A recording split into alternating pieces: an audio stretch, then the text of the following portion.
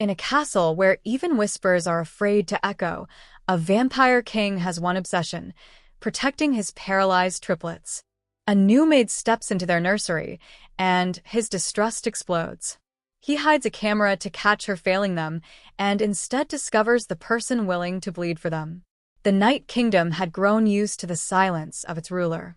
The vampire king moved through his citadel like a shadow made of iron. His presence felt more than seen, his decisions carried out with the unquestioning efficiency of those who feared him more than they would ever love him. Stories about him drifted through the corridors and across the villages beneath the mountain like mist. Some called him merciless, others called him distant, but all agreed on one thing: nothing in his long existence had ever truly shaken him. That changed with the birth of the triplets. They arrived into the world under an eclipse that stained the sky a muddy, unnatural red. The midwives would not speak of what they saw in the delivery chamber, only that the king had walked out carrying 3 tiny forms with a care that seemed almost fragile. The realm did not see their faces, but they heard of them. 3 children, each with the pale eyes of ancient bloodlines and the faint mark of power flickering under the skin. The king named them in a language almost forgotten and kept them close, guarded by wards and shadows. For a brief period, the fortress changed. Servants whispered that the king's footsteps grew lighter, as if the weight he had carried for centuries was lessened. Sometimes, in the deep hours, when the vampires of the court were resting and the humans slept, someone passing by the nursery might sense warmth there, a tenderness almost impossible to believe. Then the curse came. It began quietly. One of the triplets, once restless and curious even in their cradle, ceased to move a hand that had been waving in the air. Another's legs refused to respond when the nurse tried to help them kick. Doctors with cold fingers and colder hearts arrived from distant lands, carrying vials and scrolls and instruments carved from bone. They spoke of unknown illnesses, of rare blood conditions, of dormant magic turning against its vessel. They searched the children for signs of demonic possession or human frailty. No explanations satisfied the king. Within months, all 3 children were paralyzed. They breathed. Their eyes followed light and shadow. They sometimes produced small sounds that might once have grown into laughter or cries, but their limbs lay motionless. Their fingers curled slightly, but did not reach. Their legs could not support them. Their bodies were young and full of potential, yet trapped in stillness. The king's fury spread like frost. Those who had promised cures were banished or destroyed. Physicians who faltered under his gaze were sent away with trembling hands. The throne room was no longer the center of the fortress. The nursery became the heart of everything, guarded by loyal warriors and cloaked in spells. The king spent long nights near the children's beds, watching their chests rise and fall, counting each breath as if the rhythm could shatter at any moment. Time eroded what little trust he had left in the world. Servants rotated through the nursery, none allowed to stay long enough to become familiar. Some were too rough, others too afraid of the king to act with the natural gentleness children required. Others whispered that the triplets were cursed, that staying too near them too often might bring misfortune. The king saw hint after hint of hesitation, impatience, or superstition, and each time he dismissed another caretaker, the walls around his heart grew higher. Eventually, the responsibility became too much for the regular staff. The children required constant attention, and their condition demanded not only skill but endurance, and a kind of devotion that could not be forced by threats alone. The king knew this, but he believed that fear would have to be enough. Love, in his experience, was fragile and unreliable. Fear persisted. The day the new maid arrived, the fortress barely noticed. She was brought in quietly by the steward, given the simplest of uniforms, and shown the path to the nursery without ceremony. She seemed smaller than the heavy stone around her, a human among immortal predators. Her face was unremarkable at a glance, her hair bound in a way that suggested practicality rather than vanity. Her gaze, however, held something the steward could not name, a steady calm that did not quite fit in a place built on secrets and dread. The king observed her from a shadowed doorway the first time, she entered the nursery. She did not know she was being watched. She stopped just inside the threshold, taking in the three beds positioned near each other, the faint glow of enchanted lamps, the row of vials and ointments along the shelves, the medical notes left by long-gone physicians. The children lay where they always did, each in a carefully supported position, blankets arranged precisely. The maid's shoulders rose and fell once in a quiet breath. She moved toward the closest bed, her footsteps soft on the stone. Her hands hovered over the child as if afraid to disturb them, then gently adjusted the pillow, checking the angle of the neck and the way the blanket rested on their chest. She examined the skin for signs of pressure or discomfort, the way a nurse would, but there was something else in her movements, something almost reverent. The king felt his jaw tighten.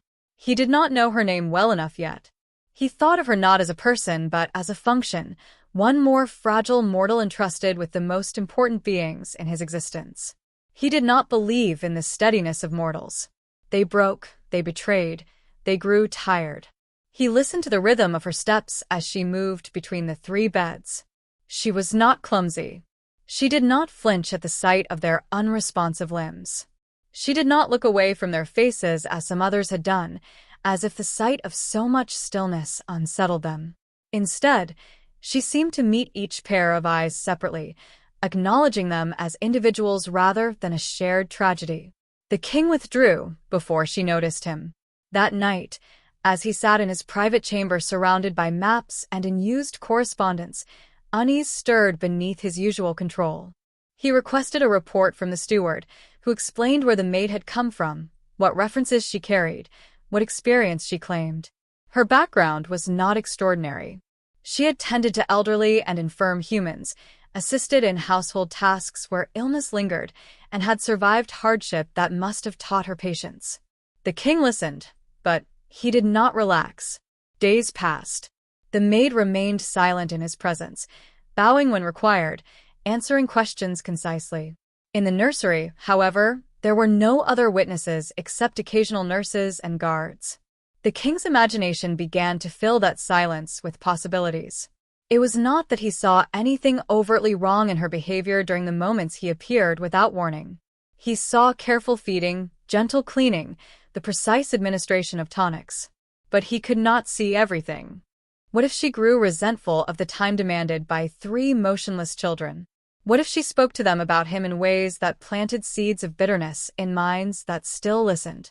What if she allowed her own beliefs to infect their care, slipping in superstitious rituals or untested remedies?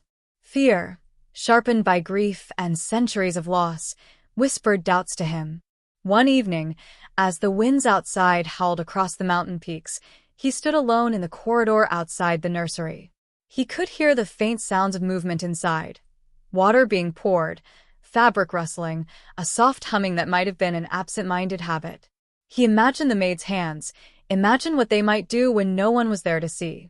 The decision came not as a sudden revelation but as a slow, inevitable conclusion. If he could not rely on trust, he would rely on surveillance. If his heart demanded proof of loyalty and kindness, he would obtain it by force of will and cunning. He had ruled empires, crushed rebellions, and outlived entire bloodlines. Installing a hidden device to watch over a single room felt trivial in comparison. In the bowels of the fortress, there were artisans who knew how to blend magic with mechanism. They had crafted devices for war and espionage, for monitoring borders and eavesdropping on rival courts. The king summoned them and commanded something smaller, more subtle, imbued with perception spells that could transmit images to a private chamber. There was no consultation, no discussion of morality. In his mind, nothing outweighed the safety of his children. The work was done quickly. The device, disguised as an ornamental carving on the nursery wall, watched with an unblinking eye. It captured the tiniest movements, the flicker of lamplight, the flutter of a child's eyelids, the curve of the maid's shoulders as she bent over the beds. It recorded tirelessly, feeding its vision into a crystal set within a vault that only the king could access. When the final enchantment settled and the device became part of the room's quiet breathing, the king felt a grim satisfaction. At last, he would see the hidden spaces between the moments he managed to spend there. He would know if the maid's hands were as gentle as they appeared, or if impatience lurked when she believed herself unseen. He would discover the truth of whether kindness could endure in the shadow of his name.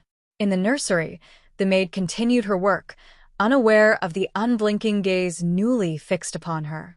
The triplets lay in their familiar stillness, but somewhere in that stillness, small changes were gathering, like the first subtle shifts in the air before a long-awaited storm.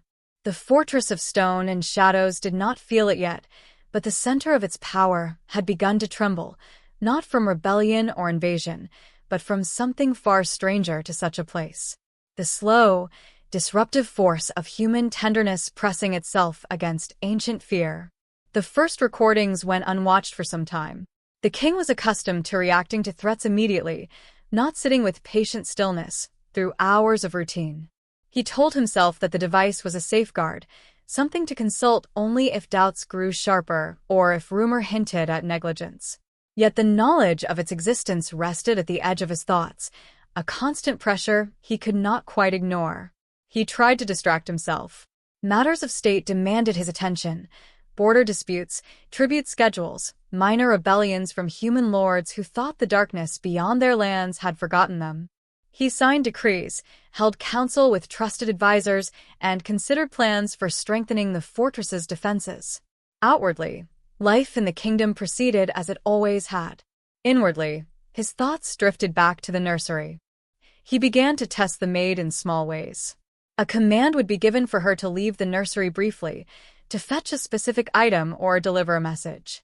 Guards were instructed to note whether she hesitated. Nurses were questioned about her tone, her speed, her demeanor when they entered or left. The steward reported that she fulfilled every task with unremarkable diligence. This very lack of incident unsettled the king further. Perfection rarely existed without a crack. One evening, after a long meeting with his generals, he finally descended alone into the secured vault that held the crystal linked to the hidden device. The chamber was cold, its walls lined with warding sigils. The crystal rested atop a pedestal, quiet and faintly luminous. With a touch of his hand and a pulse of his will, the stored visions stirred to life. The crystal's surface shimmered, and the images unfolded. At first he saw only the nursery as he knew it, the 3 beds arranged in a gentle curve, the soft glow of enchanted lamps, the shelves lined with supplies. The room seemed almost peaceful in the recording, stripped of the tension that always coiled around him when he stood inside it in person. The triplets lay as they always did, small bodies supported carefully, eyes moving slowly as if tracking unseen patterns in the air. Then the maid entered the frame. She carried a basin and towels, moving with careful balance so that nothing spilled. The king leaned closer, scrutinizing every detail. Her steps were unhurried but purposeful. She set the basin down, checked its temperature, and approached the nearest child. What followed unfolded like a scene rehearsed 1,000 times, yet it carried a tenderness he had not fully seen in his brief visits. The maid washed the child's face with gentle strokes, pausing whenever the small body seemed tense. She adjusted the angle of the head and shoulders to ease strain, then moved to examine the arms and legs, searching for any sign of discomfort. The king watched as she completed the same careful routine with the other 2 children, never once letting her attention drift. To an outsider, it might have seemed simply thorough, the work of someone determined to avoid mistakes under a strict master. To him, however, certain small details began to stand out. There was the way her fingertips lingered for a heartbeat longer than necessary at the edge of a tiny hand, as if silently encouraging it to respond. The way her expression softened when one of the children's eyes met hers, as though she knew that behind the apparent stillness, there was a mind absorbing everything. The way she straightened blankets, not because they were out of place, but because the weight might feel uneven on a body that could not shift itself. He watched her lift each child, with the help of supports, into a slightly different position, so the same muscles were not strained endlessly. Her movements were methodical, but they were not mechanical.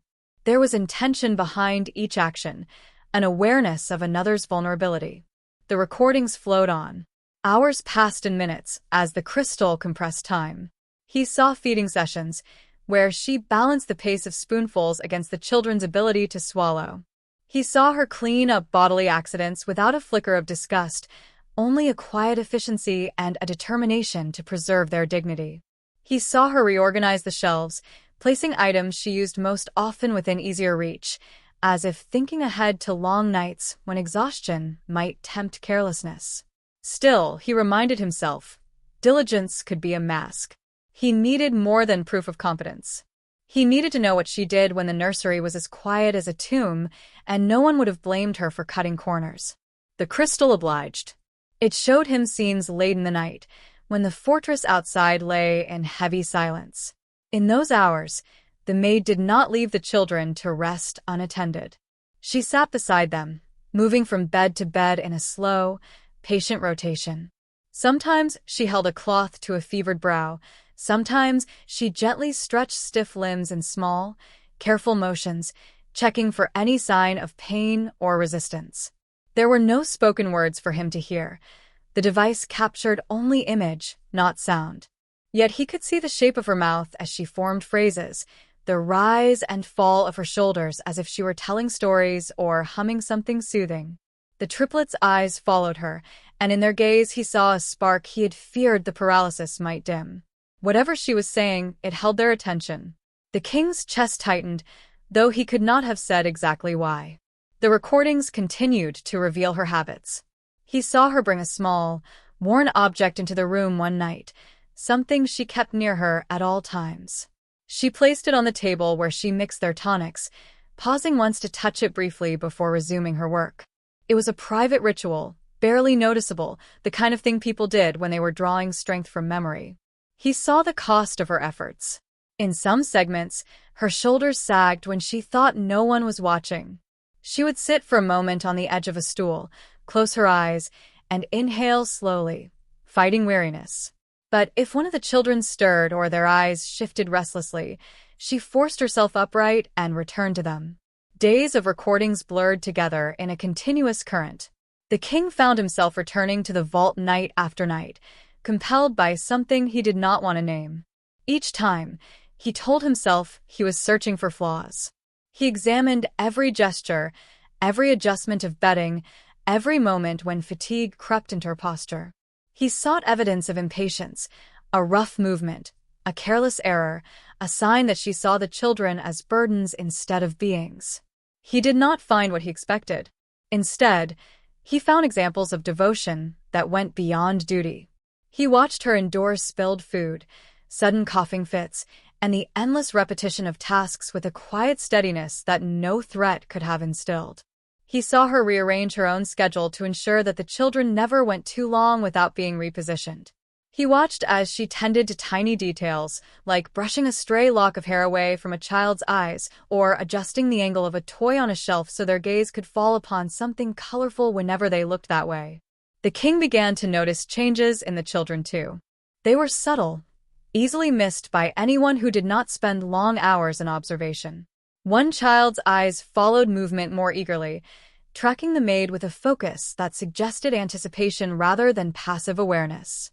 Another's fingers twitched more often when she gently massaged their hands, as though some stubborn spark within refused to accept the paralysis. The third child's breathing seemed calmer when she sat within arm's reach, like a restless mind soothed by an unspoken reassurance. These changes might have been coincidental. They might have been the result of time or previous care. But the recordings presented them in a way that suggested connection. The maid's presence appeared to draw out whatever fragments of response the curse had not yet crushed. The king watched one sequence in particular more than once. In the scene, the room was quiet, lit only by the soft glow of the lamps. The two nearest children slept. The third lay awake, eyes open, staring at the ceiling. The maid noticed this and moved closer, pulling a chair to the bedside. She began to move the child's hands and arms in gentle arcs, guiding them through patterns as if coaxing the body to remember the possibility of movement. There was strain on her face, not from any impatience, but from shared effort. She willed the child's limbs onward, though she had no supernatural power to lend. Her human strength and determination were all she had. When the child's fingers jerked almost imperceptibly, she paused, and her expression changed. It was as if a fragile hope flared behind her eyes. She continued, not with sudden excitement, but with redoubled care, as though she had just been entrusted with something breakable and precious.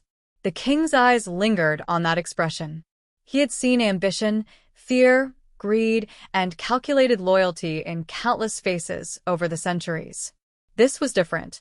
This was someone investing themselves in a task with no promise of recognition, reward, or success. A purely human heart might do such a thing, but his long experience told him how rare that heart truly was. Yet suspicion, once rooted, did not surrender easily. He considered darker possibilities. What if her motives were not as pure as they appeared? What if she saw the children as a path to influence, hoping that her apparent devotion would soften him? What if the care she showed when recorded was a performance, while in unrecorded spaces she harbored resentment? He tried to reassure himself that the device saw everything, but he knew even magic had limits. It captured the nursery, not the maid's private thoughts. It did not reveal what prayers she might whisper when she left the room, what bargains she might vow to unknown powers. It did not show whether she ever imagined turning the trust she had been given into leverage. Still, as days turned into weeks and he saw no evidence of cruelty or complacency, the brittle certainty he had shielded himself with began to crack.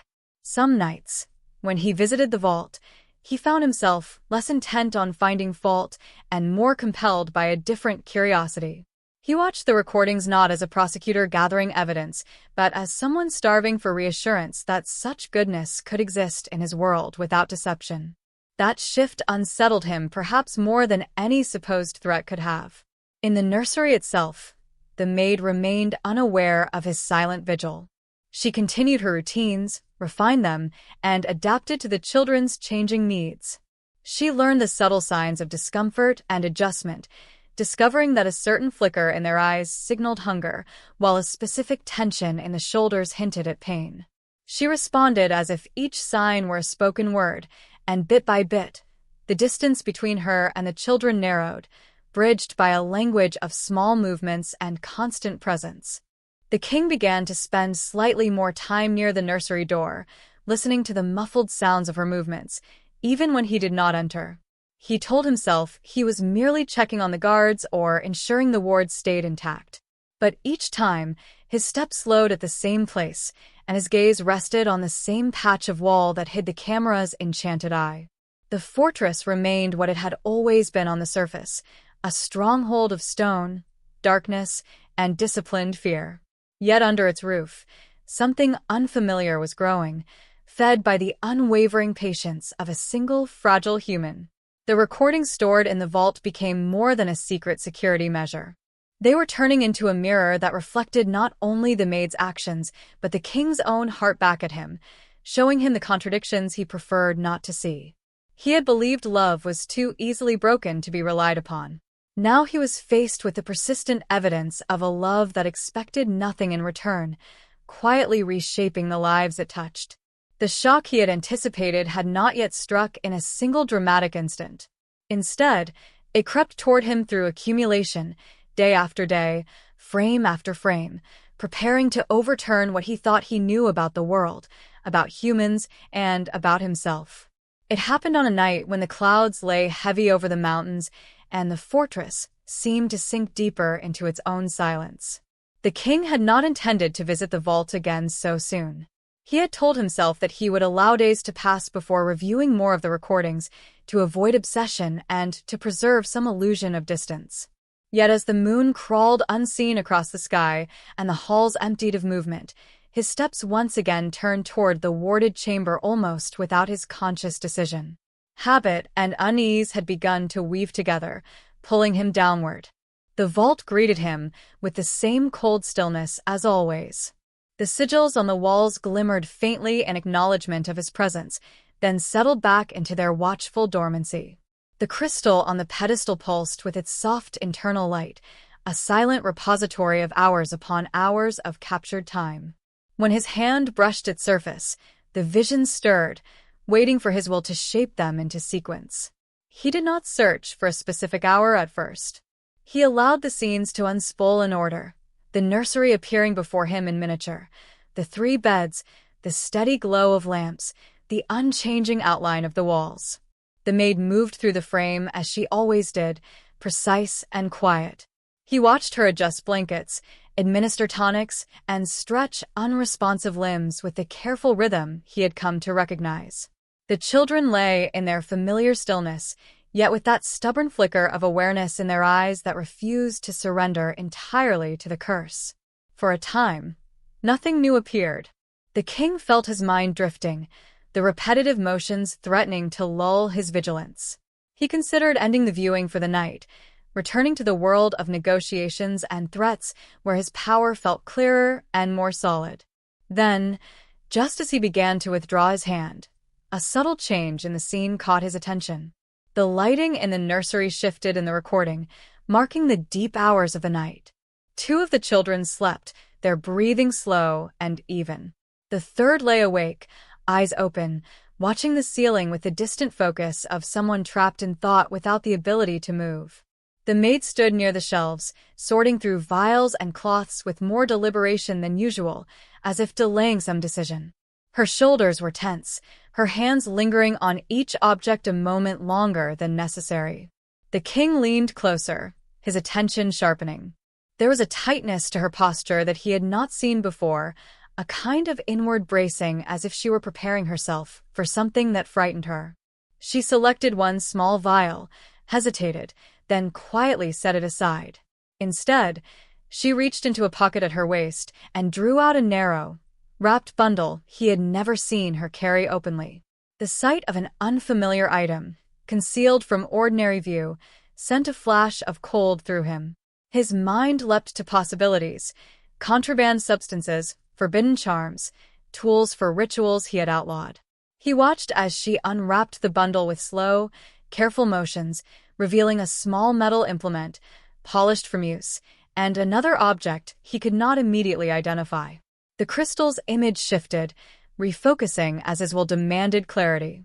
The second object was a slender phial, almost empty, its glass stained by traces of dried red. The king recognized the hue with a jolt that brought centuries of experience crashing into the present. It was the color of blood rendered into a concentrated form, too thick to be ordinary, too carefully preserved to be casual. This was something created and used with intent. The maid sat down beside the awake child's bed. Her face was drawn, exhaustion carved into the soft lines around her eyes, but there was a steadiness in her gaze that did not waver. She glanced toward the door once, as if verifying that no one had entered, then returned her attention to the child. The king's jaw clenched. The wards outside the nursery would not have allowed an intruder past without alerting him. She was not checking for danger, she was checking for witnesses. She placed the metal implement on a clean cloth and held out her own arm, rolling up her sleeve. The skin there was pale and lined with faint, silvery scars, thin as threads, barely visible unless one searched for them. The king had not seen those marks before. His eyes narrowed as realization formed. These were not injuries inflicted in a single event. They were the layered remnants of many small wounds, each healed over time, each leaving its quiet trace. With a practiced motion that spoke of repetition, she used the implement to open a shallow line across her own skin. Fresh blood welled up, bright and slow, not the thin stream of someone unused to such acts. She caught it in the waiting phial, her expression tightening only briefly as pain flickered across her features. There was no sign of hesitation beyond that fleeting grimace. Her jaw steadied, and she continued until the phial held enough to coat its base with liquid red. The king's senses rang like struck metal. He had seen such methods before, long ago, in desperate households and forgotten villages where access to proper magic was scarce. Blood, especially blood freely given, carried a weight of power in some traditions, a symbolic offering of vitality intended to lure health back into the fragile body of another. Among humans, such practices were sometimes born of superstition, sometimes of half-understood remnants of true spells. Among vampires, where blood held even deeper meaning, the use of one's own in a ritual for someone else was an act of extraordinary surrender. He had never authorized any such methods within his fortress. He had, in fact, forbidden certain blood rites to prevent abuses and dangerous experiments. Yet here, in the most protected room under his rule, a maid was quietly breaking his rule, not in pursuit of power for herself, but for the sake of children who could not move.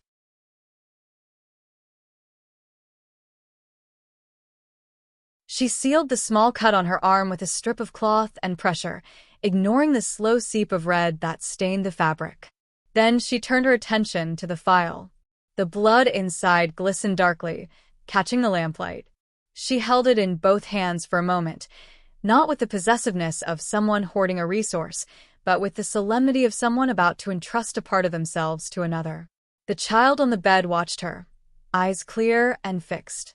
Though the paralysis kept their bodies still, there was unmistakable awareness there, a flicker of comprehension that something significant was occurring. The maid seemed to sense this. Her lips moved, forming words the device could not capture, but the shape of them suggested explanation, reassurance, perhaps apology.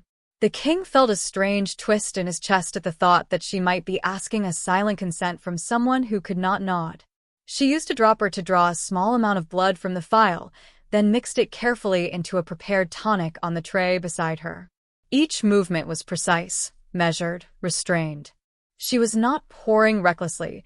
She was calibrating, controlling the dosage as if acutely aware of the potential risks. The final mixture swirled in its cup, ordinary in appearance to anyone who did not know what had gone into it. When she lifted the cup to the child's lips, her hands trembled slightly, not from fear of punishment, but from the immense weight of hope she was placing on this small act. She fed the tonic slowly, drop by careful drop, ensuring that each swallow was managed safely. The child's throat worked with effort, yet they accepted the liquid, eyes never leaving her face. The king felt as if the air in the vault had thickened. He had seen healers experiment with dangerous substances on the desperate, often cloaking their cruelty in the language of remedy. Yet what he saw here did not match those memories. There was no distance in the maid's posture, no clinical detachment. She was not testing a theory on an anonymous subject.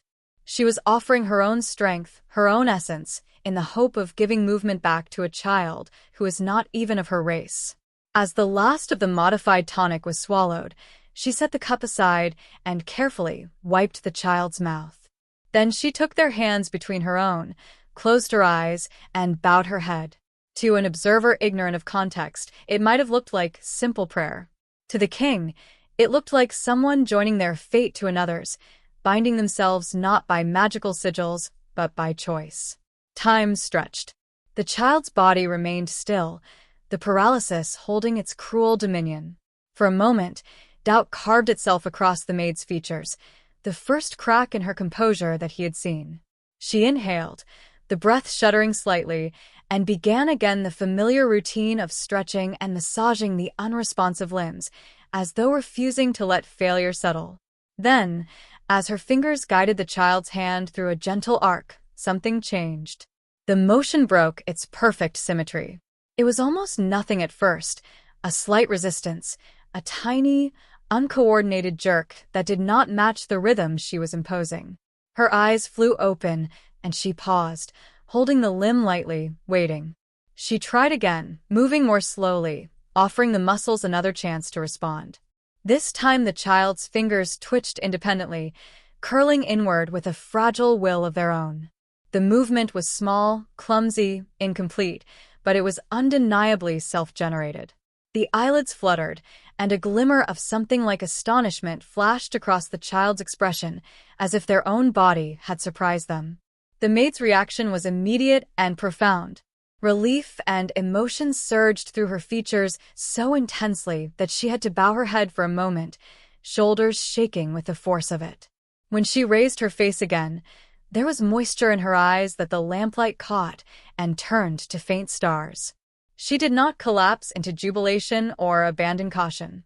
Instead, she tested the limb again methodically, as if afraid to trust that the miracle had truly begun. The movement repeated, small but perceptible. A second attempt, a second response. The curse had not been shattered, but a crack had formed. The king's hands closed into fists at his sides. For so long, he had watched his children's bodies remain unresponsive despite the efforts of doctors, sorcerers, and scholars. He had seen complex rituals fail, powerful elixirs degenerate into poison, and skilled practitioners throw up their hands in defeat. Now, in the quiet of the nursery, with no audience and no ceremony, a human maid's blood-laced attempt had produced an outcome none of them had achieved, a voluntary motion, the faintest return of control. Shock rose in him like a wave, but it was made of more than disbelief at her defiance of his rules. It carried a deeper, more disorienting realization. For all the resources and knowledge he had wielded, for all the influence he commanded, he had not thought to give of himself in the way she had. He had agreed to countless procedures, allowed others to draw on arcane reservoirs, but he had never considered that the answer might begin with an act of simple, dangerous generosity from someone whose name he had barely taken the time to memorize. The recording continued. The maid did not rush to repeat her attempt on the other children.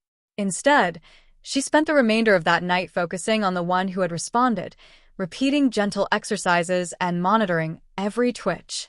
She noted reactions with care, using a small notebook pulled from her pocket, scribbling observations in cramped handwriting.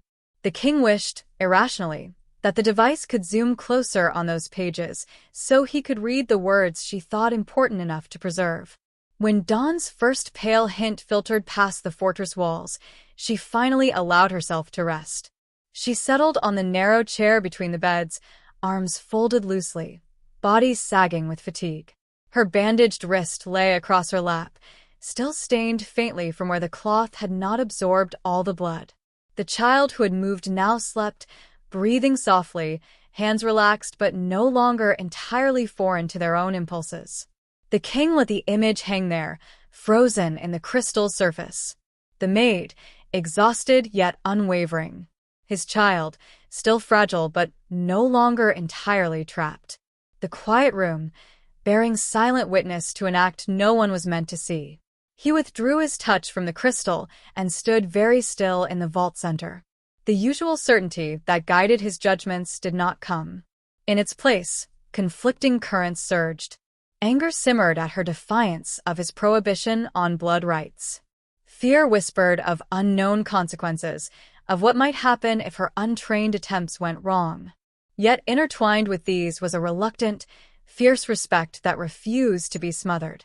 She had broken his rules, but she had done so not for gain or ambition. She had risked her own life in a way that the stronger and more privileged in his realm had refused to consider.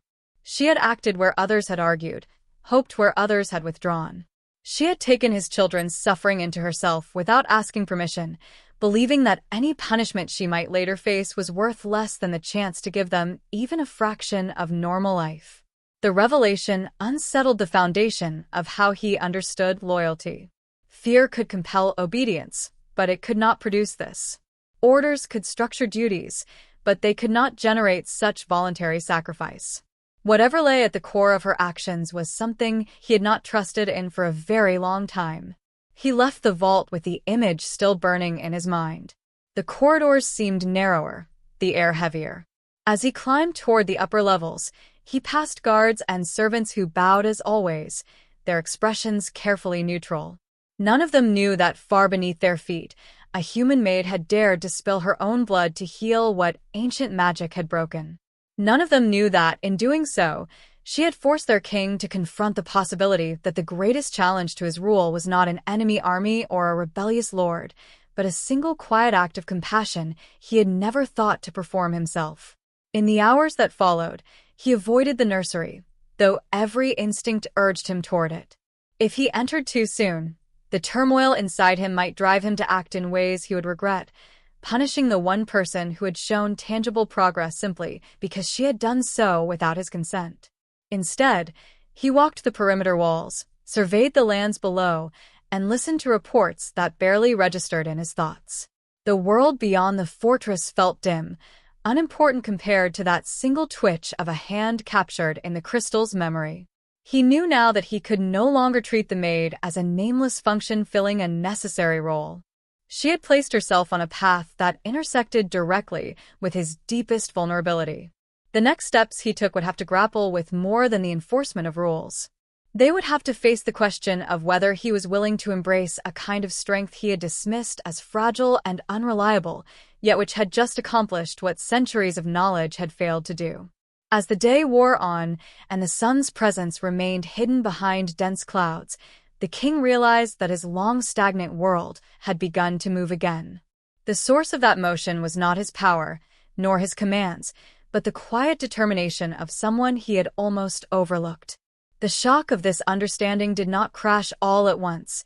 It settled slowly, like snow on stone, altering the shape of his thoughts with every passing moment. The day after the hidden revelation passed with a strange, stretched quality, as if time itself did not quite know how to move forward under the weight of what the king had seen. The fortress followed its routine. Guards changed shifts on the ramparts, servants moved through corridors with practiced efficiency, messages arrived and were sorted, the great halls briefly filled and emptied with matters of governance. Yet for the king, each task felt like an echo of an older life, one that no longer fit quite the same way.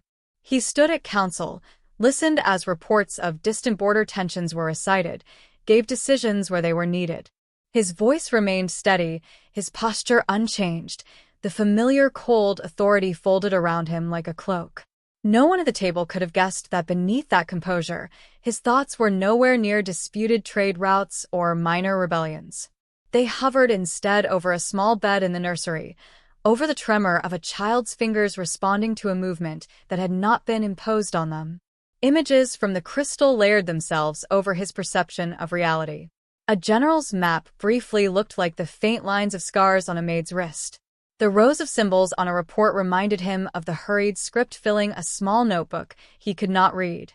When an advisor mentioned the need to reward loyalty in the lower ranks, an involuntary thought surfaced. The unseen act of a woman cutting into her own arm in the middle of the night with no audience, no promise of reward, only the desperate hope that some part of her could lend strength to someone else. The distance between what he was supposed to feel and what he actually felt grew wider with each passing hour. By the time the sun had dragged its hidden arc behind the thick cloud cover, he could no longer postpone the inevitable pull toward the upper levels. His feet carried him toward the familiar corridor without conscious decision. The guards at the nursery door straightened, ready to grant him entrance. He paused just outside, listening. From within came the muted sounds of water being poured, fabric rustling, and the faint scrape of a chair leg moving across stone. No crying, no raised voices, no sounds of panic. To anyone else, it might have seemed entirely ordinary, a scene of routine care. For him, the knowledge of what had transpired in that room the night before turned every small sound into something charged with new meaning. He stepped through the doorway. The nursery greeted him with its now familiar arrangement, 3 beds positioned in a gentle curve, shelves of medical supplies, the soft, steady light of the enchanted lamps washing everything in a mild glow. The air held the faint scent of herbs, clean linen, and something metallic beneath it that his sharpened senses recognized even when it had been carefully cleaned away. 2 of the children were dozing, their faces relaxed, breath slow and even. The third lay awake, propped slightly against pillows, eyes tracing the slow path of a dust mote drifting through the light. At the bedside stood the maid, her posture straight despite the fatigue he could sense in the heaviness of her movements. A fresh bandage wrapped around her forearm, visible where her sleeve had been pushed up, the fabric's edge smudged with a faint reddish-brown shadow. She became aware of his presence only when the nearest guard shifted behind him. Her spine stiffened almost imperceptibly. The basin in her hand stilled, then she resumed her work with an extra layer of controlled care, as if afraid that any misstep would be magnified tenfold under his gaze. There was no visible sign that she knew he had seen her private ritual, no flinch of guilty awareness directed toward the wall where the hidden device watched. From her perspective, she had covered her tracks as well as she could. The bandage could be explained by a simple accident in the kitchens or a careless encounter with broken glass. He remained silent, moving closer not as the unannounced intruder he sometimes allowed himself to be, but as someone quietly taking in details he had overlooked before. The maid changed a cloth, checked the child's temperature, and began a series of small movements with their arms and fingers, the same sequence he had watched begin many times in the recordings. Up, down, gentle stretches, slight rotations, pauses to look for any sign of discomfort. Today, he noticed difference.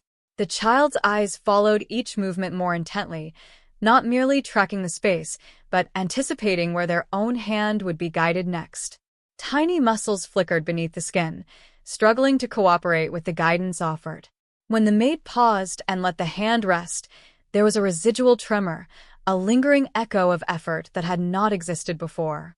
It was as if the body, long forced into passivity, was relearning the first faint language of control. The king's gaze slid, almost against his will, to the bandage again. He knew now what price had been paid to coax even this fragile improvement into existence. The scars he had seen in the recording replayed in his mind, each one the remnant of a night like the one he had watched. This had not been a single act of desperation, but part of a pattern, a series of attempts carried out in secrecy long before any results had shown themselves. He realized, with a jolt, that he did not know how many times she had done this. The recording he had watched might have been the first success, not the first attempt. The realization left a hollow ache behind his sternum, a discomfort unlike the clean heat of anger or the sharp chill of fear. It was something more complex, tangled with reluctant admiration and a stab of shame. During those long nights, he had sat near the nursery door or brooded in distant chambers, convinced that he was doing all that could be done simply by guarding his children and punishing ineffectiveness. She had been exhausting herself in ongoing, hidden sacrifices, cutting into her own flesh again and again without certainty, without guidance, and without acknowledgement. He remained by the door longer than he usually would, long enough for the maid to finish the exercises with that child and move on to check the others. When she gently adjusted the sleeping limbs of the second child, he saw small, involuntary movements there too, so faint that only a watcher already attuned to them would notice. The curse held firm, but its grip was no longer uniform. Along its edges, the stubborn persistence of life was pushing back. Eventually, he left the room with his usual measured stride, but the experience did not leave him. It followed him to his private study, where he summoned the steward under the guise of routine business. As the steward reported on stores, staffing, and maintenance, the king listened with half his attention until the conversation turned, as he intended, toward the subject of the nursery. He asked, in his flat, controlled way, about the supplies allocated there. The steward, a man long accustomed to the king's priorities, listed the tonics, salves, cloths, and specialized equipment already in use. The list was extensive, reflecting years of desperate attempts to ease the children's condition. The king requested more. He spoke of higher quality herbs, rarer stabilizing agents, additional staff to perform auxiliary tasks so that the maid would not have to leave the nursery as often. He requested extra sets of linens, more cushions to experiment with positioning, improved mechanisms for gentle support. Each instruction was issued with the air of a ruler optimizing care for his heirs, nothing more. The steward accepted the orders with brisk nods, unaware that this sudden interest in optimization was rooted not in new medical advice, but in the king's growing understanding of how much one tired human was already doing without complaint. When the steward mentioned that the maid rarely took all the breaks allotted to her, often staying past her assigned hours, the king's fingers tightened on the arm of his chair. The man framed it as a useful trait in a servant, a fortunate piece of dedication that saved the household from reshuffling schedules. The king heard something different, stubborn refusal to step away from the children even when allowed, a personal vow overriding instructions. He ordered, without explanation, that an additional assistant be assigned during certain hours, not to replace the maid but to shoulder any peripheral tasks. The steward, ever pragmatic, suggested that this might be an unnecessary expenditure, given that the current arrangement functioned well enough. The king's eyes cooled in a way that ended the discussion. The order remained. After the steward left, the king found himself drawn once more toward the vault. He rarely visited it twice in such close succession, but the unanswered question about how long the maid had been practicing her hidden method pulled at him with relentless persistence. When he reactivated the crystal, he did not start with the most recent hours. Instead, he instructed the device to wind backward. The scenes reversed across the crystal's surface, the maid's actions unwinding in jerky backward motions, children being repositioned into earlier stillness, lamps brightening instead of dimming. He watched the timeline retreat day by day, the maid growing incrementally less confident in her routine, the children marginally more inert. Each earlier night looked similar from a distance, the same careful care, the same stretches, the same persistent presence. At last, several weeks before the night he had already witnessed, he saw the first appearance of the wrapped bundle. In that older recording, the maid moved with more visible hesitation. Her hands trembled slightly when she unwrapped the folded cloth, revealing the same small instrument and almost empty file. The scars on her arm were fewer then, still faint pink instead of silver white. She stared at the objects for a long time before she dared to touch them, as if arguing with herself in silence. The faint tension of someone standing on the brink of a decision vibrated through every line of her posture. He watched the first attempt unfold. The cut she made was clumsier, deeper than necessary, the pain jolting clear across her face. She nearly spilled the blood before she steadied herself. The mixture she created looked uneven, the proportions uncertain. When she offered it to the child grimaced, struggling with the unfamiliar taste. There was no noticeable response in their limbs afterward, no twitch or tremor, only the same cruel stillness. In the hours that followed, the maid sat alone, shoulders bent, staring at her bandaged wrist as if questioning her own sanity. She did not repeat the attempt that night. Yet in the days that followed, he saw the pattern reemerge. Each time, the cuts became more controlled, the mixtures more balanced, the notebook pages more filled with observations and adjustments. She reduced the amount given to avoid stressing fragile bodies, refined her technique to minimize her own injuries, and observed with relentless attentiveness even when nothing changed.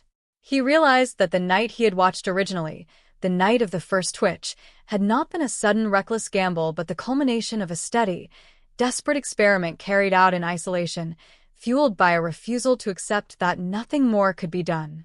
She had labored through failure after failure without witnesses, bearing the physical and emotional cost alone. When he finally drew his hand away from the crystal, the weight of that knowledge settled over him like a heavy cloak. The customary tools of his rule, commands, punishments, strategic rewards, felt blunt and inadequate in the face of such stubbornly quiet resilience. He could no longer pretend that he fully understood the shape of strength. In the days that followed, he altered his own patterns. He began to visit the nursery more often, no longer content to observe solely through hidden devices. At first, he stood in the doorway as he always had, watching from a slight remove. The maid adjusted her behavior under his gaze only in that her movements became even more precise, as if she believed her position balanced on the edge of a blade. The children, however, reacted. Their eyes turned toward him with a softness that had been rare before, perhaps sensing that their father's presence now carried something more than anxious vigilance. Gradually, he stepped further inside. He moved around the beds not with the stiff, uncomfortable distance of a ruler passing through an unfamiliar room, but with the hesitant uncertainty of a man unaccustomed to touching what he feared to break. When the maid performed her stretching routines, he stayed long enough to see entire sequences completed. He watched the faint muscular responses in the children, cataloging them not as a dispassionate observer, but as someone allowing hope to infiltrate the spaces where only dread had lived. One evening, he approached the bed of the child who had first displayed voluntary movement. The maid was lifting the small arm to begin an exercise when he stopped to pace away, the question he would never voice aloud swirling in his mind. She glanced up briefly, then shifted her stance in a small, wordless invitation, leaving room for him to draw nearer. He did. She placed the child's hand gently into his much larger one, guiding his fingers to support the small bones without putting pressure on the joints. His touch was cool, centuries of unnatural existence concentrating in skin that did not share normal warmth, yet he held the child with a care that rivaled her own. Under his palm, faint tension flickered. When she began to demonstrate the usual motion with her own hand, he imitated the pattern, moving the child's arm in slow arcs. He felt, through that contact, the tremor of effort, the struggling attempt from within the small body to participate. It was different from seeing it from a distance. It was immediate, intimate, undeniable. The child's fingers twitched against his, curling with a will that did not come from his guidance. Something within him twisted sharply, a tight knot of grief and wonder and belated connection. The maid watched the interaction in silence, her expression carefully shielded, but he could sense the tension in her shoulders easing incrementally when he did not recoil or relinquish the limb. He repeated the motion several times, each time feeling the faint, inconsistent responses. When the child's eyelids drooped with fatigue, he gently lowered the arm and adjusted the blanket, mimicking the subtle way he had seen her do it in countless recordings. That night, when he left the nursery, the hidden device recorded something new, a king whose final glance back at the door was not solely directed at his children, but included the human guardian who had stood beside them. The difference was small to an outsider, but profound in its implications. Word of his increased presence near the nursery began to trickle through the fortress. Servants whispered that the king spent more time with the paralyzed heirs now, that he lingered longer, that his temper, in matters unrelated to them, had become sharper and yet unpredictably distracted. Some imagined he had received news of a new cure from some distant ally. None guessed that the source of this subtle shift was a maid whose name they barely remembered, who carried fresh bandages under her sleeves and a growing collection of notes in a worn little book. The king's advisors noticed changes too. He rejected certain proposals for harsh measures in external matters with an impatience they had not seen in years, as if he no longer had energy to spare for needless cruelty. He pushed for improvements in the fortress's infirmary, citing practical reasons, yet with an urgency that implied deeper motives. He listened with greater scrutiny whenever discussions touched on magic, curses, or theories of healing, but he did not reveal why. In quiet moments, he returned to the vault less often. The recordings had lost some of their original necessity. He no longer needed the mediated view of the crystal to know what was happening in the nursery. He had begun to witness it directly. Still, he kept the device active. Not as a trap now, but as a record, a silent witness to a transformation that was reshaping more than the fate of 3 children. The maid remained unaware of the extent of his knowledge. She continued her hidden rituals, though with more caution now that the children's bodies were showing signs of responsiveness. She reduced the frequency of the blood mixtures, spacing them out to avoid strain, relying more heavily on exercises and traditional tonics to consolidate whatever gains had been achieved. The scars on her arm multiplied slowly, new lines joining the old, each a testament to another night spent in quiet defiance of the limits imposed on her. Within the king, resistance to what she represented gradually eroded. For so long, he had equated vulnerability with weakness, mercy with danger, and trust with inevitable betrayal. Yet here was a person whose vulnerability was the very source of her strength, whose mercy had accomplished what all his controlled power had failed to do, and whose unwavering, unacknowledged service had shown no sign of turning toward manipulation. As these realizations took root, his perception of his own role began to shift. He was still a ruler, still the guardian of a realm steeped in shadow, but in the quiet circle of the nursery, he was also something smaller and more terrifyingly fragile, a father who had almost let his fear prevent him from recognizing the allies standing beside his children's beds.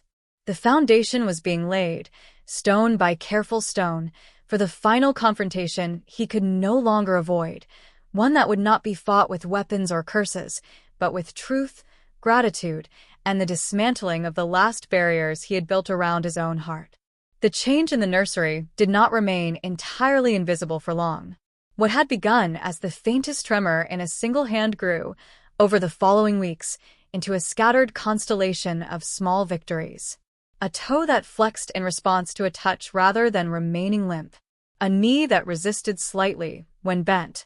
Fingers that, with immense effort, managed to curl around the maids as she guided them. The movements were clumsy and inconsistent, but they were real, and once noticed, they could not be forgotten. The king saw them first because he was looking for them. Every time he stepped into the nursery now, his eyes went not just to the stillness, but to the potential stirring inside it. When the maid began her familiar exercises, he watched for signs of self-generated motion, cataloging each twitch with a precision born from centuries of strategic thinking. Yet this time his calculations were not about enemies or battlegrounds. They were about which muscles seemed to be waking first, how long the children could endure effort before fatigue overtook them, and what patterns suggested the curse was weakening at certain points more than others. The nurses who assisted in small ways started to notice as well. They exchanged brief, astonished glances when a child's head shifted slightly to follow the maid's movement instead of lying slack against the pillow. They hesitated, then dared to mention the changes in their reports, their voices careful, as if speaking too loudly might frighten the improvements away. These reports traveled through the ordinary channels to the steward, and from him to the king, though by then the information no longer surprised him. He received them anyway, and let them stack like quiet confirmation that what he witnessed was not some private illusion. Beyond the nursery, whispers began to travel. Servants spoke in low tones about rumors that the royal triplets had started to move after years of paralysis. Some dismissed the tales as hopeful exaggeration, the way people might cling to stories to soften the edges of tragedy. Others, more superstitious, murmured that perhaps the curse was shifting into a more dangerous form. Among the court's vampires and advisors, speculation took a different angle. If the heirs were recovering, even partially, the future of the realm looked more stable. Alliances might need to be reconsidered. Long-term plans based on a permanent succession crisis would have to be altered. The healers who had once failed the children with their grand, ineffective interventions heard of the news as well. Some were chastened by the idea that improvement had come after they had declared themselves out of options. Others felt a prick of professional pride, stung by the thought that an untrained maid might have accomplished what their expertise had not. A few requested permission to re-examine the children, offering new theories about how a dormant cure might finally be taking effect. The king refused them. He did so calmly, explaining that the children's condition was delicate and that any unnecessary interference risked harming the fragile progress made. The reasons sounded plausible, practical, defensible, yet beneath them lay a more personal truth. He did not trust them to see the maid's efforts as anything but an anomaly to be claimed, controlled, or dismissed. He had watched her earn every fraction of progress with sleepless nights and quiet pain. He would not allow those who had walked away to sweep in now and claim ownership of what she had coaxed into existence. The tension between the private reality of the nursery and the public face of the kingdom intensified. As progress continued, the king knew the balance could not hold forever. There would come a point when the children's improvement became undeniable, when others would demand explanations he could no longer deflect with vague answers. The more he thought about that looming confrontation, the more he realized that before he could face it, he had a more immediate reckoning to attend to. The maid, meanwhile, moved through her days with increasing care. She adjusted her routines to match the children's growing capabilities, pushing them just far enough to challenge their bodies without overwhelming them. She shortened her own experimental rituals with the blood mixtures, spacing them out more cautiously now that she could see their effects. Her notebook filled with detailed observations about timing, reactions, and recovery. Her scars accumulated at a slower rate, but they did not stop. Her awareness of the king's presence changed too. At first, his frequent visits had made her tense, convinced that some misstep would reveal her secret. As weeks passed and he continued to enter the nursery, to stand near the beds, and even to assist with certain exercises without lashing out or altering the staff arrangements, her fear shifted into something more complex. She remained wary, Yet she began to understand that his gaze, while sharp, had lost its earlier edge of suspicion. There was an unfamiliar weight in it now, one that looked almost like gratitude, though he had never put it into words. The hidden device on the wall kept watching. It had become less necessary for the king, but it still captured every scene. The maid's nightly checks, the subtle improvements, the growing ease with which he moved within that space. The crystal in the vault stored more and more hours of proof that the fortress's most significant transformation was happening not in the throne room or on the battlefield, but in a quiet chamber where 3 children slowly learned to inhabit their own bodies again. The final turning point came on a night that began like many others. A soft wind slid around the fortress walls, carrying no omen of storm or invasion. The halls were calm, the guards at their posts, the routines of the household settling into the familiar rhythms of sleep or quiet duty. In the nursery, the lamps glowed steadily. The maid moved between the beds, performing the last checks before the deepest hours of night, when exhaustion pressed hardest against her bones. 2 of the children drifted toward sleep, their limbs slack but no longer held entirely in the old rigid stillness. The 3rd was restless. Their eyes shone with a brightness that bordered on strain, and their breathing came faster than usual. The maid tested their temperature, noted a slight increase, and watched the small movements of their fingers with concern. She recognized the signs of a body pushing itself towards some unseen barrier. She decided, after a long internal deliberation, to try another small dose of the blood-altered tonic. It had been days since the last one. The child's body had tolerated the previous mixture and even seemed to gain from it. Yet something in the air felt taut, as if the tension of weeks of effort had wound too tightly and was seeking release. She drew the wrapped tools from her pocket with careful hands. The barrier she believed existed in this room was one of secrecy alone. She did not know that the walls themselves had eyes.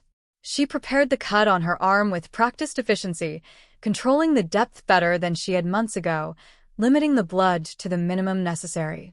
Her breath hissed once through her teeth as pain flared, then steadied as she caught the blood in the small phial and cleaned the wound. She mixed the tonic with more caution than ever, measuring each drop with exacting attention.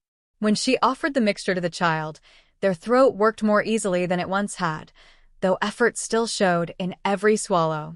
She watched them, heart tight, as they consumed the last of it, then waited, both hopeful and afraid. At first, nothing happened beyond a slight deepening of the child's breathing. She began the familiar exercises, guiding the small limbs through their patterns. The initial movements were similar to those of recent days, scattered twitches, faint attempts at voluntary motion.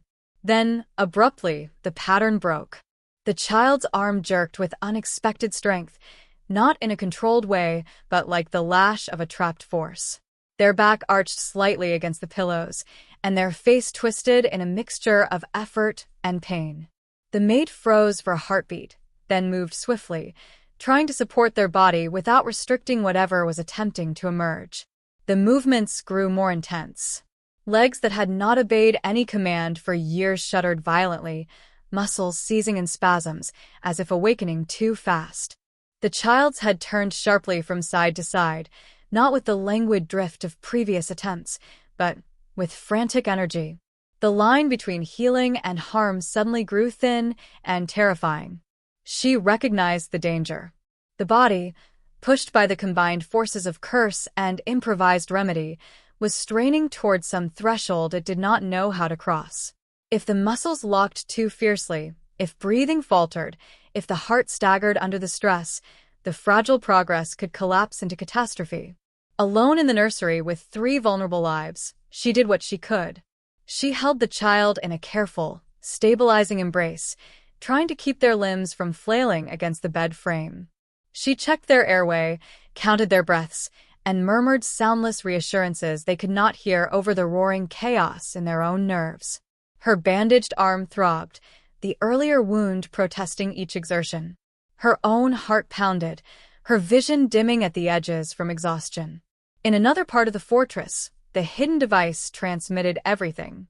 The crystal in the vault flared as the stored energy of the recorded scene shifted into something immediate and urgent.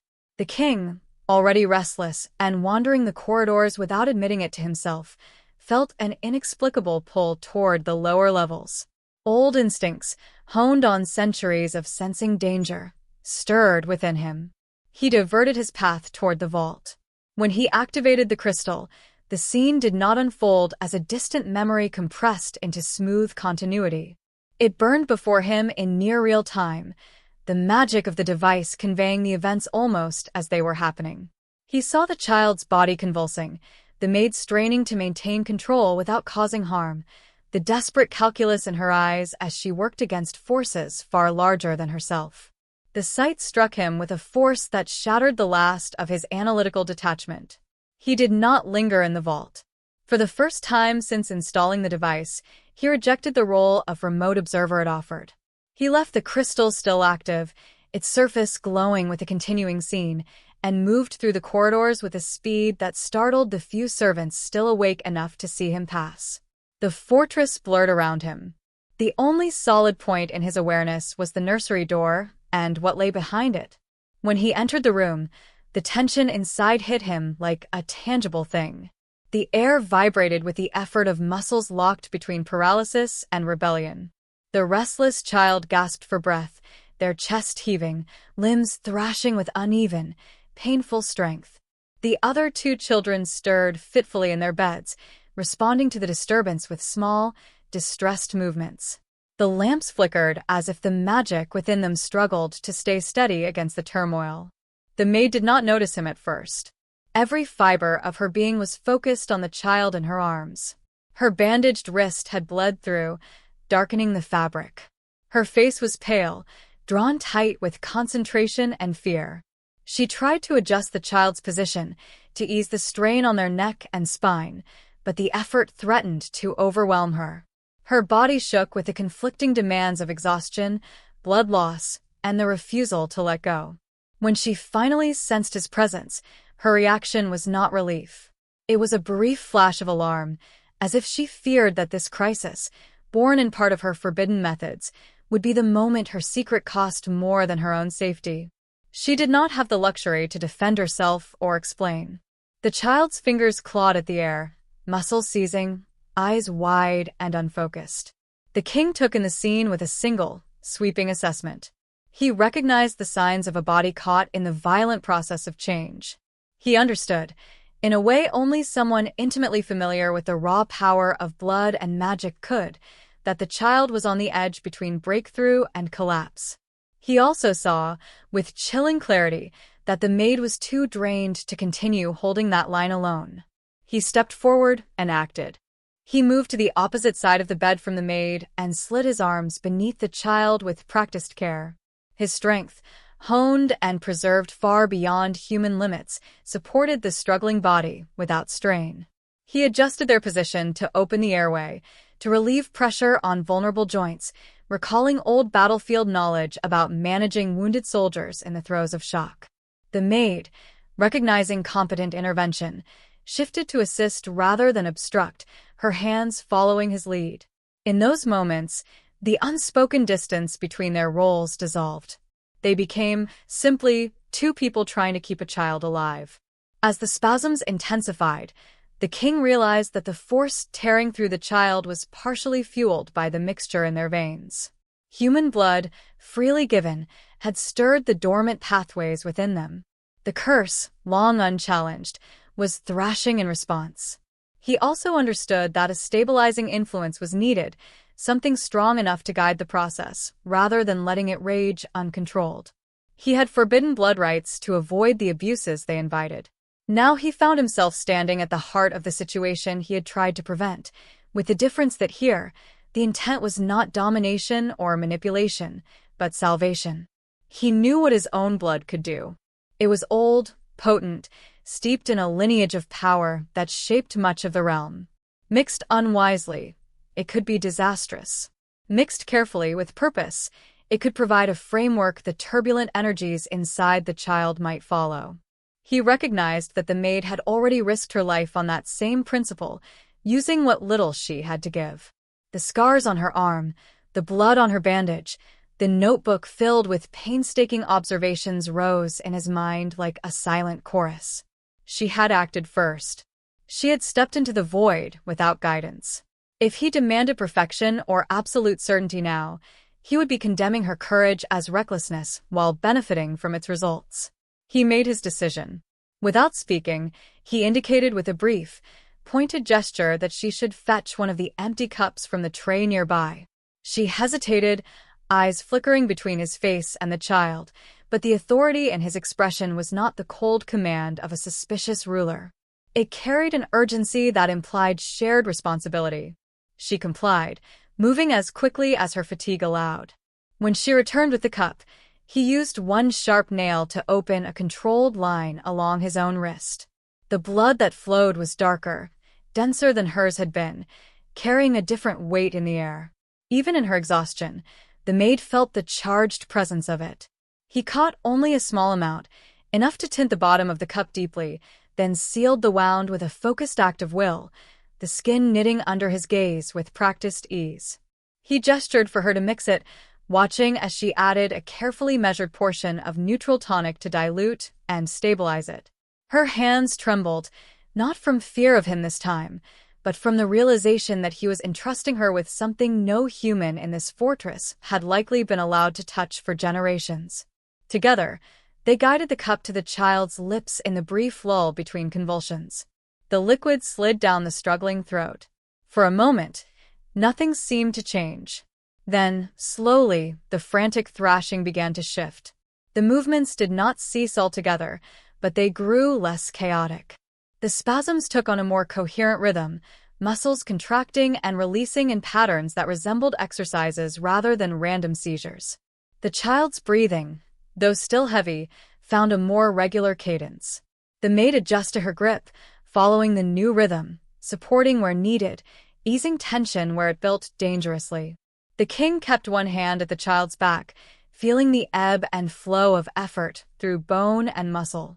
His senses, attuned to the interplay of blood and magic, detected the curse recoiling, reshaping itself in response to the intrusion of his own essence. It did not disappear, but it no longer had sole command. It had been forced to share space with something stronger, something that refused to allow it unchecked dominance.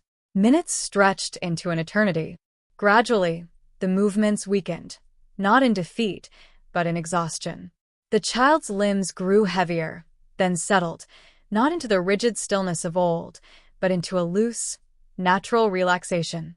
Their chest rose and fell, each breath rough but stabilizing. Sweat beaded on their brow.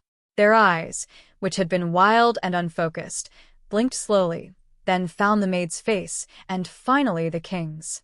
In that gaze, there was clarity. The child's hand twitched once more, not in a convulsion this time, but in a deliberate attempt to move. The fingers extended, shaky but intentional, and brushed against the king's wrist where it supported them. He felt the contact like a shock, not because it carried any magical charge, but because of what it signified. The child had reached for him of their own accord. The second hand, weaker but determined, shifted toward the maid's side, touching the fabric of her sleeve. The connection formed a silent triangle between them, the ancient ruler, the human caretaker, and the fragile life they were both fighting to keep in the world on its own terms. When the child finally succumbed to a deep, more peaceful sleep, the tension in the room broke. The maid sagged backward into a chair, drained beyond words. Her bandage had to be replaced. The king saw to it that a nurse was summoned quietly, without spectacle, to tend her wound properly. He remained in the nursery until the other two children, disturbed but unhurt, had settled again. He did not leave their side during that long, echoing stretch of night. By the time pale light began to seep into the world outside, a decision had crystallized within him. Later that day, when the household returned to its usual motion, he summoned the maid to a private audience. There were no courtiers present, no advisors or guards beyond the minimum needed for protocol. The conversation that followed took place without raised voices or extravagant gestures. He spoke not as a distant sovereign issuing edicts, but as someone who had watched her through walls and through the lens of a crystal, and who had finally chosen to meet her efforts face to face. He told her that he knew. He explained that the hidden device had shown him her long, secret work. He acknowledged the blood she had given, the risks she had taken, the pain she had endured without expectation of reward. He did not excuse his own surveillance, but he did not apologize lightly either. He framed it as the act of a father whose fear had made him choose control over trust, and who now understood the cost of that choice. She listened, shocked by the revelation that her most private moments had never truly been unwitnessed. There was fear in her, and a flicker of anger, and a deep, weary sorrow at the thought that even her sacrifices had been seen through the cold filter of a hidden eye. Yet there was relief too, because the truth, once spoken, did not carry the punishment she had once dreaded. Instead, it carried something she had never expected: recognition. He told her that from that day forward, there would be no more secrets of that kind in the nursery. He ordered the device removed from the wall and the crystal dismantled. The artisans obeyed, taking apart what they had once installed, breaking the link that had allowed him to remain safely distant. When the fragments of the crystal were brought to him, he did not store them as relics. He destroyed them himself, reducing them to inert shards of glass and dust.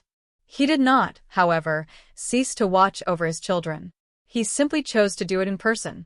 He formalized the maid's role, not as a simple servant, but as a primary caregiver whose methods would be taken seriously in the ongoing attempt to free the children from the remnants of the curse. He arranged for her notebook to be copied and studied, not by those who wished to dismiss or control her, but by a small group of carefully chosen healers who were instructed to treat her observations as central, not incidental. He made it clear, through quiet but firm decisions, that any contempt directed toward her status as a human or as a former maid would not be tolerated. As weeks turned into months, the nursery continued to transform. The children's movements grew stronger and more coordinated, though full freedom remained a distant goal. They learned, slowly and with great difficulty, to sit with minimal support, to move their fingers with enough control to grasp small objects, to turn their heads towards sounds and faces they recognized. Their progress was not linear. There were setbacks and plateaus, days of discouragement and pain. Yet the overall trajectory was undeniable. Life was returning to bodies that had been written off as permanently bound. The king spent more time in that room than anyone outside his closest circle knew.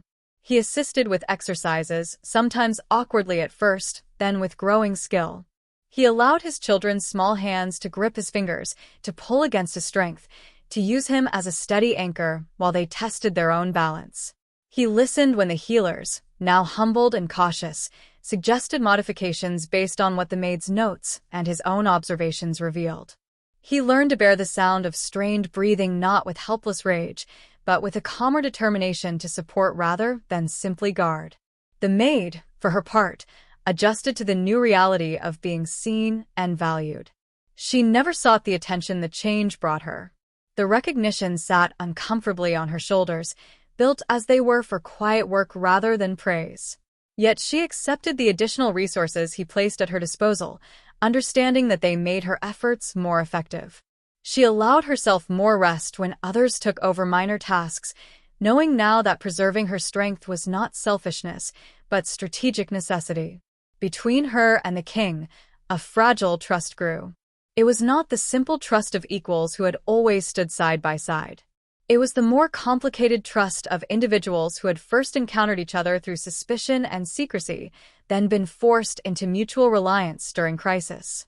They did not speak often of what had passed: the camera, the blood, the night when a child nearly broke under the strain of awakening, but the echoes of those events shaped every unspoken agreement between them.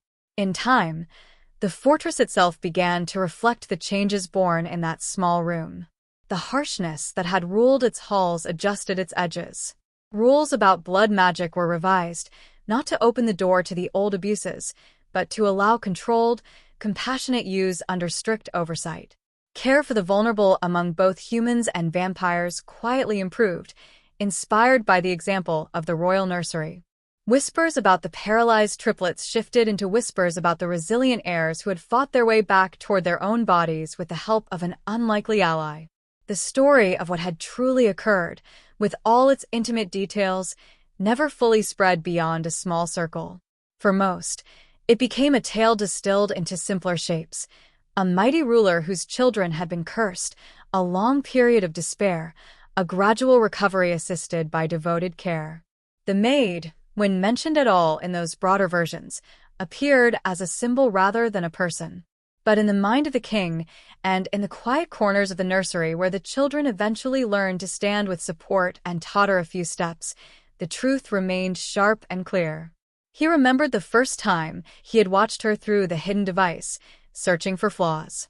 He remembered the sight of her cutting into her own arm in a room she believed empty of witnesses. He remembered the night when his own blood had joined hers in the veins of a child, and how, in that act, he had stepped beyond the comfortable boundary of control he had built around himself for centuries. He understood, perhaps better than anyone else could, that the greatest shock he had experienced was not the content of the recordings themselves. It was the realization that the strongest force in his fortress had not been his power, his fearsome reputation, or his careful strategies. It had been the quiet, persistent love of someone who had every reason to walk away and had chosen instead to stay. In that understanding, the Vampire King found a new kind of strength. It did not erase the shadows of his past or the weight of his responsibilities, but it changed the way he moved through them. He no longer believed that vulnerability and trust were luxuries he could not afford. He had seen what they could undo and what they could build in their place. The hidden camera that had once been his shield against uncertainty lay in shattered pieces, forgotten somewhere in a locked chamber. The crystal that had served as his distant eye was dust. In their absence, he walked more often through the nursery door, not as a spy or a warden, but as a father and as a man who had finally chosen to see with his own unguarded eyes.